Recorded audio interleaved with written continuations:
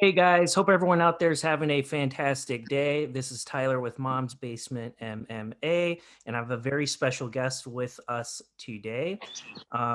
Miranda Fear the Maverick. I'm not going to go over all her credentials. All you guys already know enough about her. She was a beast in Invicta, and she is currently the number 13th ranked UFC Women's Flyweight. So, Miranda, welcome to the show. Thank you for being here.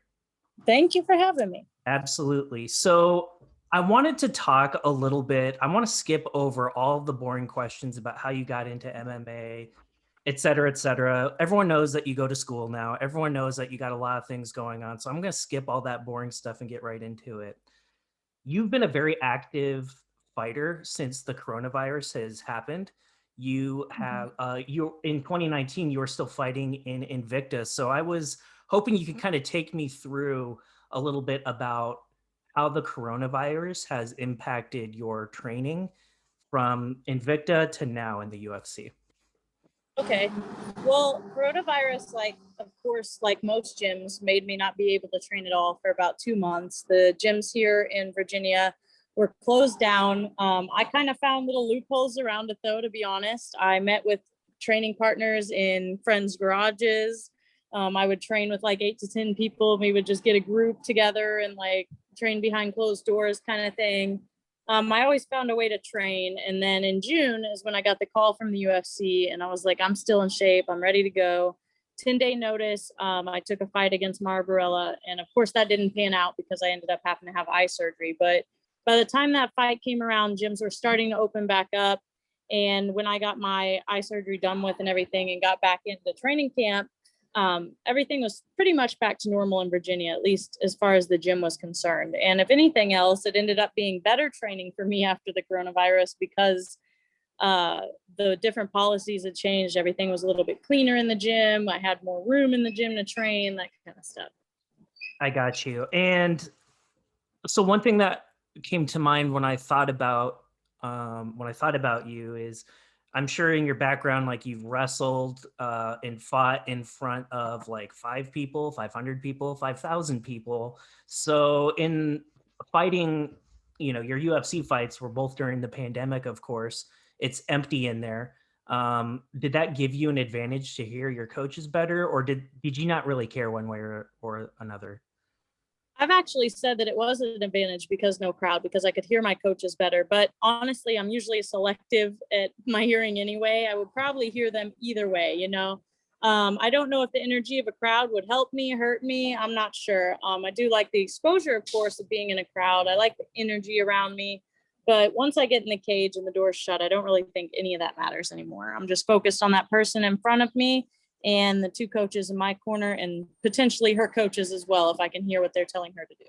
Absolutely. One of the things that impressed me so much about you is when you were fighting against Liana Joja, who is a very tough lady, by the way. She's nasty. And you fought some dogs in Invicta too. Like you have fought in like the best of the best, and you're so young and you're just like brand new into the sport. So my question was, were you kind of miffed after the Joja fight? And what I mean by that is this. It ended relatively quick. She didn't last through the full round. We all know you beat her face up pretty bad. And I feel like this narrative about you being only a striker kind of came out as a result of that. And having watched all your Invicta fights, I kind of thought the opposite would happen going into the Robertson fight. How everyone would talk about, oh, she's only a grappler, she's not a striker, but like the opposite happened. And I was kind of annoyed by that. And I'm wondering if you were too. I'm actually not annoyed at all. I find it hilarious. I find it an advantage for me because people who don't watch my previous fights to that and just listen to the people who do interviews and that kind of thing, I guess now they think I'm just a striker. So And, I'm like, okay, I'll take that. Like before, I never hardly threw punches, and now I am a confident striker. I see it as me just becoming more and more well-rounded. And since the UFC, like I've only fought 2 grapplers pretty much that had no striking themselves, so it's made me look pretty good, honestly. I think you've looked fantastic, and everyone talks about your strength. Everyone talks about that's like the first thing they talk about when you think about Miranda Maverick. You think about strength, but I don't.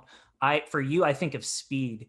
You were so fast. It kind of reminded me of like the Matrix when like Neo's fighting all the agents and stuff.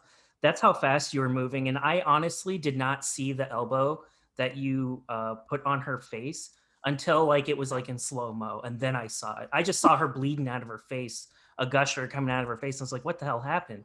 And I didn't see it until the replay. So I think your speed is underrated. And going into the Robertson fight, I know that there was some hardship there. And what I mean by that is you go to Vegas, the fight gets canceled because she's sick and not feeling well.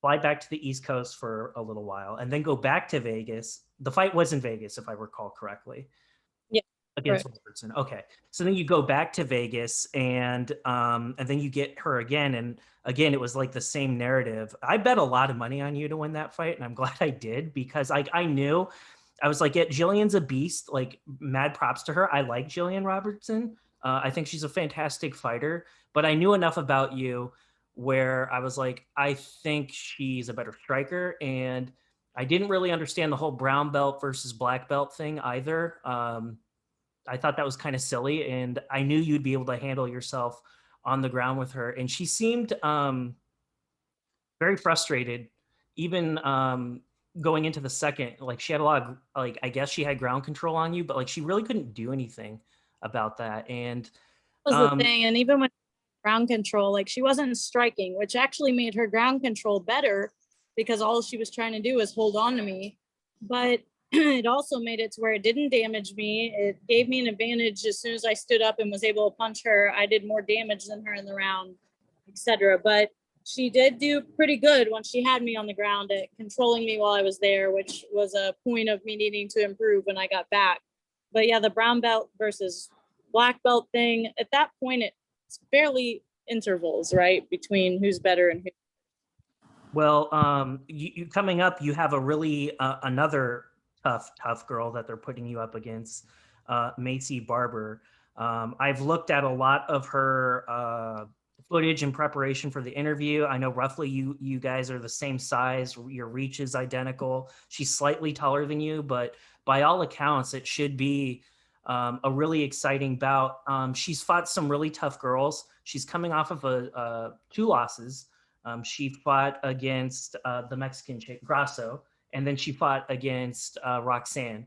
Um, from if I'm like a fan of her or like one of her coaches, I'm a little surprised that they took this fight against you. Not trying to like shit all over Maycee. I know she's a beast, but at the same time, it's like I think I would probably give her an opponent to build her confidence back up because she's very talented.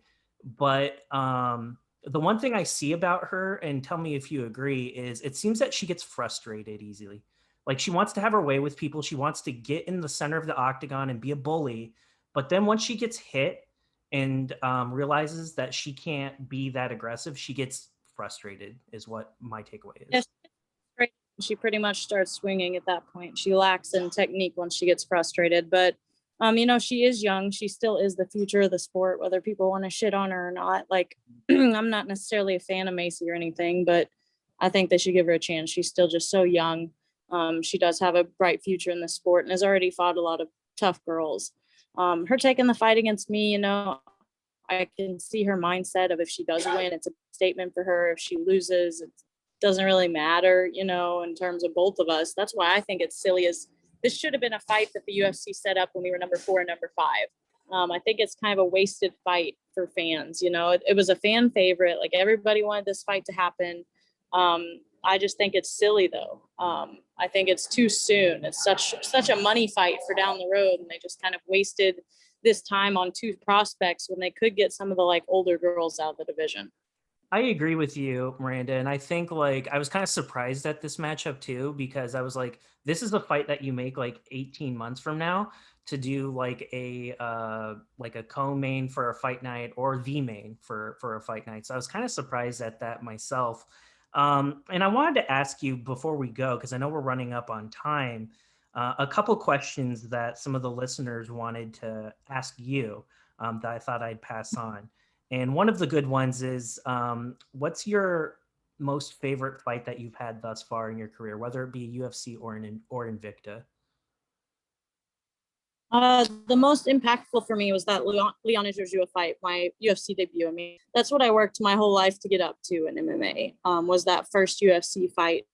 And once you cross that threshold, whole new goals become reality, right? Like then it becomes, I want to get in the top 15. Now I'm there. Now I want to get in the top 10, top 5, contender for the title. Like goals keep moving upward, but that first win just mattered so much. My favorite night, though, as a whole, might have been the tournament that I fought in Invicta. I don't necessarily think one fight within that, but the whole tournament was just an amazing experience because I finally grew this confidence that I had never had before and got to kind of show the well-rounded version of me. Absolutely. My favorite fight of yours was against Pearl. I thought that was an absolute dogfight.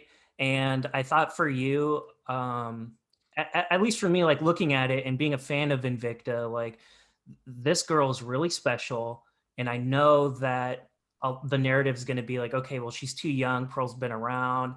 She's like a seasoned veteran. Like, I don't know if this girl can like swim in the deep waters with Pearl. And I'm like, I think you're wrong. I remember watching that fight, and it was my favorite fight of yours because I thought it was like a coming out party, and I thought you really proved that you can hang with anybody.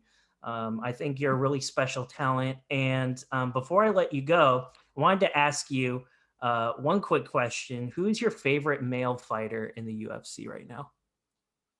In the UFC right now? Mm-hmm. Ooh. Well, that one's a hard one. I have like favorite fighter overall, but neither one of them that I always say are my favorite are in the UFC right now. Who is my favorite fighter in the UFC right now?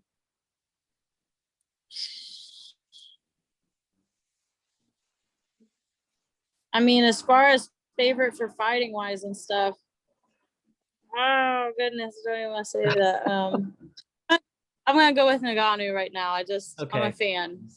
He's a beast. Who doesn't like Francis? Well, Miranda, thank you so much for your time. Before we go, was there anything that you wanted to talk about? I know you've been involved in some really interesting things. I follow you on Instagram. I know that you went to where you're from and you did like a documentary type thing that is pretty cool. And I know that you've been up to a lot and you've had some interesting like partnerships. Is there anything that you wanted to talk to you toward that end real quick before we let you go? Well, I will be having Will Harris's production. It's called Anatomy of a Fighter. I have a episode that will be coming out about me a couple weeks before my fight, so make sure to check that out and keep your eyes open.